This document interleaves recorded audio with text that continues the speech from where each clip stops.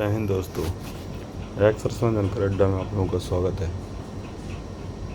दोस्तों, जो मध्य प्रदेश में पटवारी एग्ज़ाम हुआ है उसके संबंधित कुछ बात करना चाहता हूँ। 7 अगस्त को सारे एक्सर्समैन भाई आ रहे हैं और अपना मैन हमारी लड़ाई लड़नी चाहिए जिला राज्य सैनिक बोर्ड को।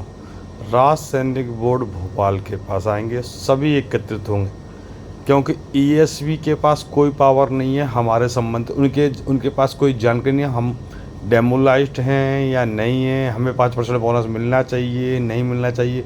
उनको गलतियां करना लागू है। वो तो एनसीसी का डिसऑर्डर पैदा कर रहे हैं क्योंकि उनको पता नहीं कैसे आईएएस हैं, कैसे उनके पास कर्मचारी हैं, जानकारी का बहुत अभाव है। लेकिन सर वो तो बोल देंगे हमें नहीं पता था, हमें किसी ने बताया नहीं। गलती किसकी है? नहीं बताने वाले की। तो गलती है राज्य सैनिक बोर्ड की।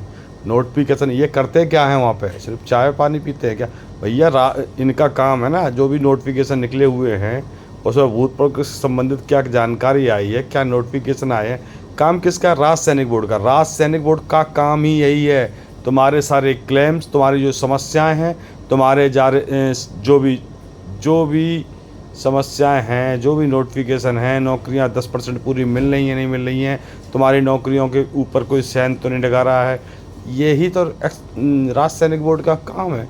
लेकिन राज्य सैनिक बोर्ड को काम नहीं कर रहा है तो उसे याद कौन दिलाएगा?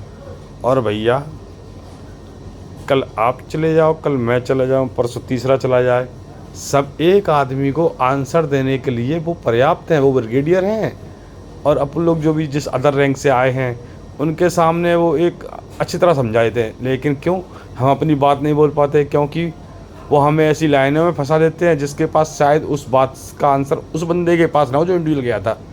अभी एक ही है डिमांड, 7 अगस्त को सभी लोग आएंगे और हमने सिर्फ राज्य सैनिक बोर्ड से पूछना है, ये चीज़ पूछना है कि भैया जब हमारे साथ गलत होता है तो आप क्या करते हो?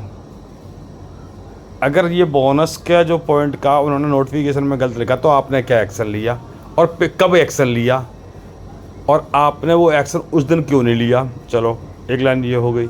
दूसरा ये है कि उन्होंने फीमेल वैकेंसी के नाम पे हमारे साथ ये किया, आपने उस समय तक क्यों नहीं बोला और अभी क्यों कर रहा, अभी तक आपने क्यों बोला?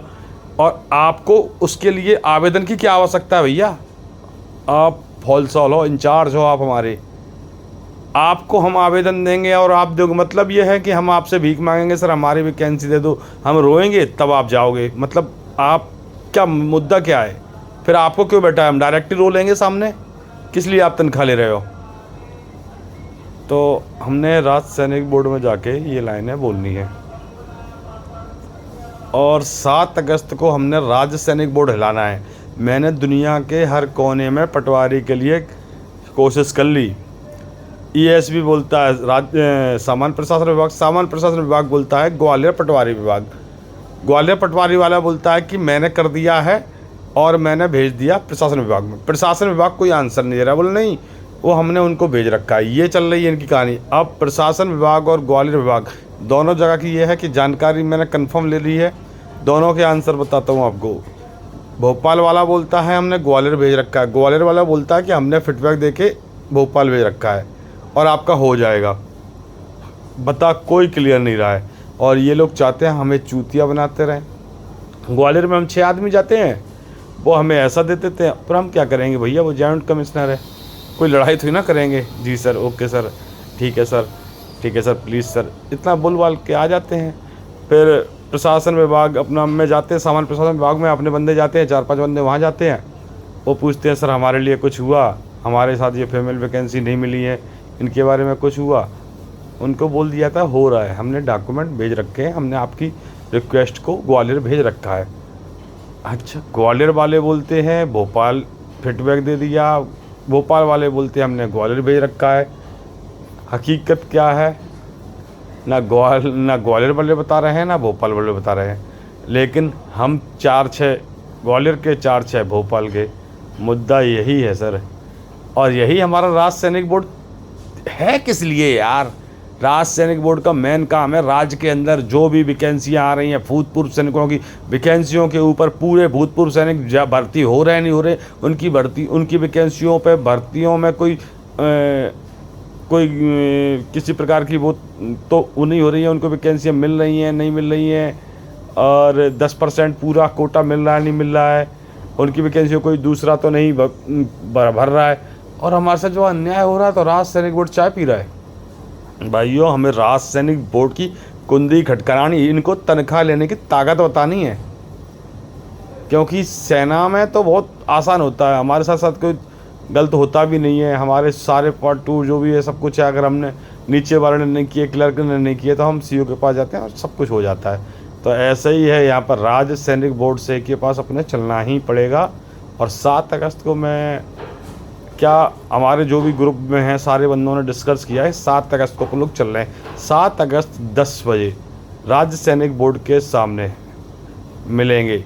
तो भाइयों, मैं सबसे निवेदन करता हूँ, रिक्वेस्ट करता हूँ, सभी भूतपूर्व सैनिक जो सिलेक्ट हुए हैं, नहीं सिलेक्ट हुए हैं, जिन्होंने बोनस लिया है, जिन्होंने नहीं लिया है, नहीं लेने वाले भी सही हैं, लेने वाले भी सही हैं, सिर्फ गलतफहमियाँ, इनकी कमियाँ, इनकी गलतियाँ भुगते कौन? भूतपूर्व सैनिक।